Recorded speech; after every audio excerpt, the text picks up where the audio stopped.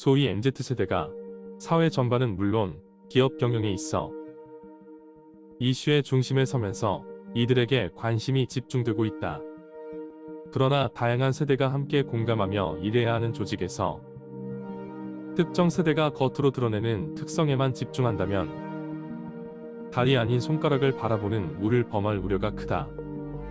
그러니 HR은 한 세대의 불만보다는 공정과 참여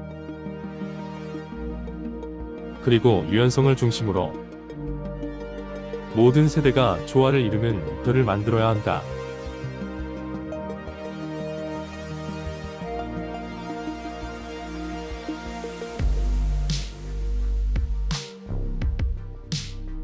성과급 공정성 논란.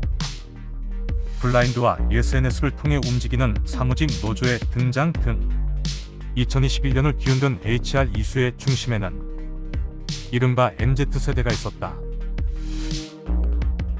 그러나 세대 간의 차이를 부각시키는 세대론적 접근은 각 세대의 특징을 과장하고 단순화하는 과정에서 오히려 오해를 증폭시킬 우려가 있다.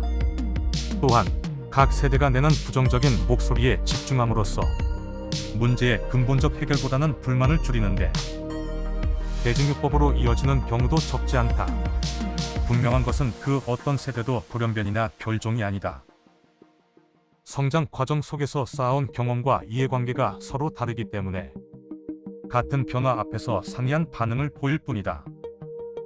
그러니 HR은 새로운 세대를 이질적인 존재로 보기보다 새로운 시대를 알리는 메신저로 보고 그것을 바탕으로 여러 세대가 조화롭게 일하는 일터를 조성해야 한다. LG경영연구원에서 HR과 조직문화와 일하는 방식 등 인사와 관련한 컨설팅과 연구를 수행하는 강승훈 연구위원은 조화로운 일터 조성을 위해 HR이 중점으로 두어야 할 키워드를 3가지로 정리했다. 첫 번째 키워드는 공정이다. 공정성을 높이기 위해 HR이 무엇보다 주목해야 할 과제는 현재의 연공적 보상 구조를 고치는 일일 것이다. 한국의 경우 30년 이상 근속자의 보상이 1년차 신입사원의 3.11배에 달한다. 이는 일본의 2.37배보다도 훨씬 큰 것이다. 버블 경제 붕괴 속에서 연공적 보상의 문제를 우리보다 먼저 깨달은 일본 기업의 사례를 참고할 필요가 있다.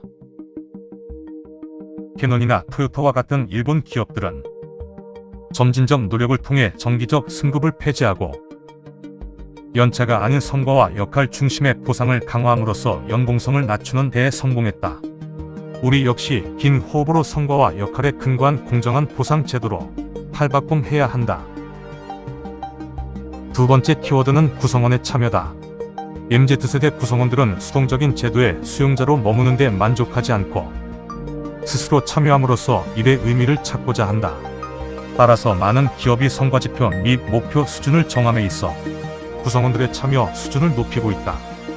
중고 물품 거래 플랫폼을 운영하는 일본의 메루카리사의 사례를 보자. 이 회사는 2017년부터 조직 성과급과 별도로 구성원들이 서로 보너스를 주고받는 피어 보너스 제도를 운영하고 있다.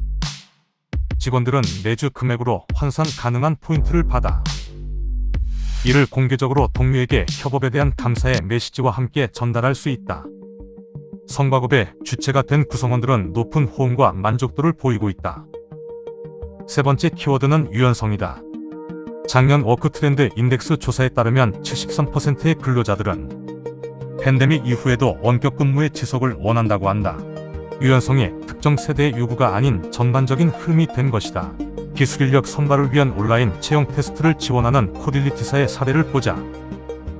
이 회사는 최근 구성원들이 근무 형태를 자유롭게 선택할 수 있도록 일하는 방식의 변화를 줬다. 글로벌 공유 오피스 제공업체인 위워프와 제휴를 맺어 전 세계의 구성원들이 800개 이상의 사무공간에서 일할 수 있도록 하고 있다.